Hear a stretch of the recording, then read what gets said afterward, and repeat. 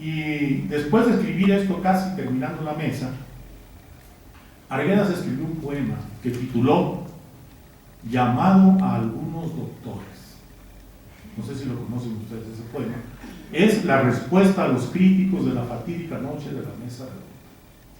Además, muy significativamente, la versión original del poema está escrita en quechua y la traducción al castellano la hace el mismo Arguedas y logra que el rotativo El Comercio del 10 de julio de 1966, es decir, un año después de la mesa, publique la versión en castellano y 7 días después el mismo periódico accede a publicar la versión en quechua.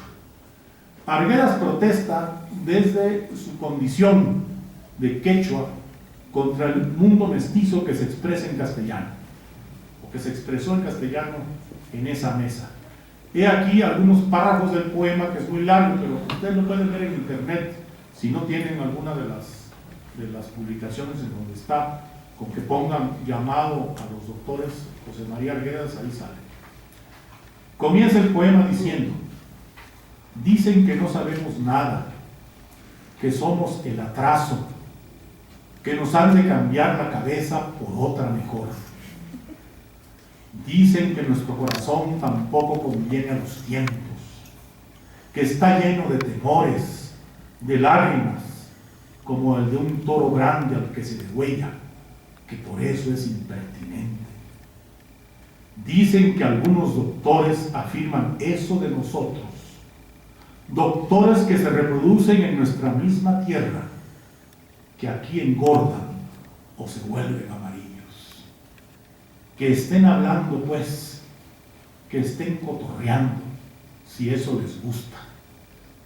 Yo, aleteando amor, sacaré de tus sesos las piedras idiotas que te han hundido, el sonido de los precipicios que nadie alcanza, la luz de la nieve rojiza, de espantado, brilla en las cumbres, el jugo feliz de los millares de hierbas, de millares de raíces que piensan y saben.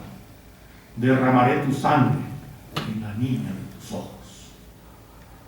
Arguedas continuó su trabajo en medio de grandes depresiones que le eran tratadas por la psicoanalista chilena Lola Hoffman, a quien visitaba en Santiago de Chile. Intentó el suicidio varias veces. Su problema no era el quitarse la vida, de eso estaba convencido, sino el dolor. Deseaba hacerlo, pero sin sufrir. El 11 de abril de 1966 tomó una sobredosis de barbitúricos de la que logró salvarse. Pero su depresión había ya culminado, estaba decidido. Escribió sobre su estado de ánimo, entre otros, a John Murray, desde por lo menos 1961. A su hermano Arístides le escribe diciéndole el 10 de abril de 1966 que a los 55 años he vivido más de lo que creí, dice. Arguedas decidió aislarse aún de sus amigos más cercanos y, por supuesto, renunció a todos sus cargos públicos, menos a impartir sus cursos en la Universidad de San Marcos y en la Universidad Agraria. Lola Hoffman, su psicoanalista, lo animó a seguir escribiendo, convenciéndolo que esa era la mayor terapia, la mejor que podía hacer. Arguedas parecía ir venciendo las depresiones. Incluso aceptó el cargo de director del Departamento de Sociología de la Universidad Agraria La Molina, entregándose por entero a esa labor. Viajó con constancia. Por ejemplo, en marzo de 1967 estuvo 15 días en Guadalajara asistiendo al segundo Congreso Latinoamericano de Escritores. Viajó a Chile, viajó a Austria, luego regresó a Chile, en donde trabajó la última de sus novelas, El zorro de arriba y El zorro de abajo. En 1968, ese año, ocurrió otro suceso importante en la vida de Arguedas. Recibió el premio Inca Garcilaso de la Vega al considerarse que su obra era una contribución al arte y a la literatura del Perú, su país. El discurso que pronunció en aquella ocasión es memorable y otra pieza maestra de una oratoria que muestra su conflicto de identidad y muchos otros conflictos. El título del discurso es ilustrativo de su ánimo: no soy un aculturado.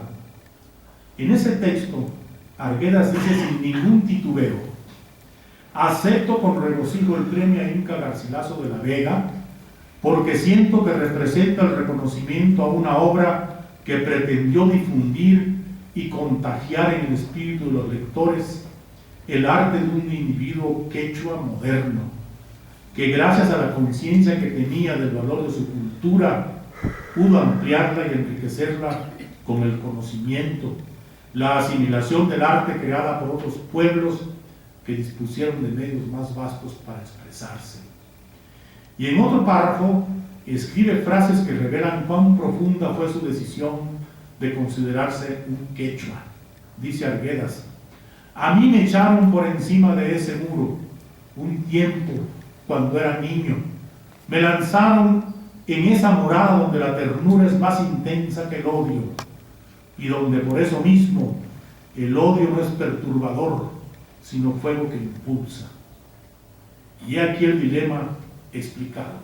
Dice Arguedas: contagiado para siempre de los cantos y los mitos, llevado por la fortuna hasta la Universidad de San Marcos, hablando de por vida el quechua, bien incorporado al mundo de los cercadores, visitante feliz de grandes ciudades extranjeras, intenté convertir en lenguaje escrito lo que era como individuo, un vínculo vivo, fuerte, capaz de universalizarse de la gran nación cercada y la parte generosa, humana de los opresores.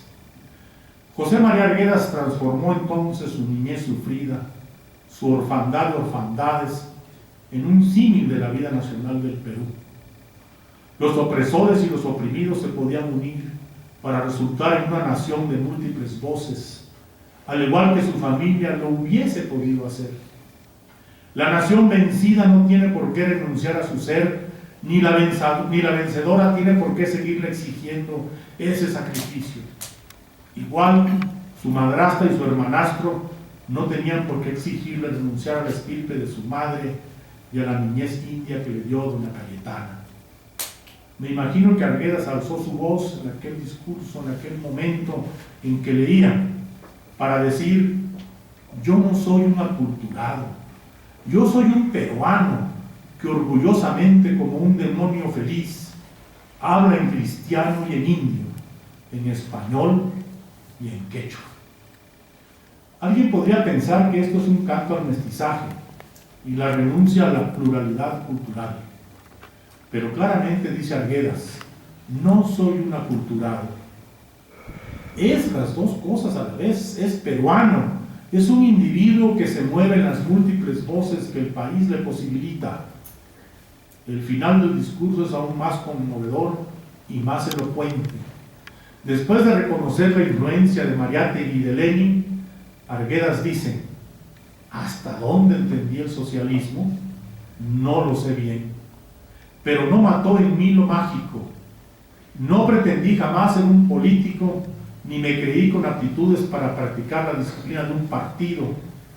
Pero fue la ideología socialista y el estar cerca de los movimientos socialistas lo que dio dirección y permanencia, un claro destino a la energía que sentí desencadenarse durante la juventud.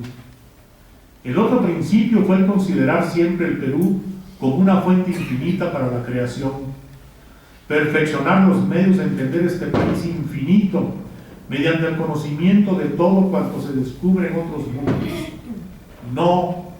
No hay país más diverso, más múltiple en variedad terrena y humana, todos los grados de color y de calor, de amor y de odio, de urdimbres y sutilezas, de símbolos utilizados e inspiradores.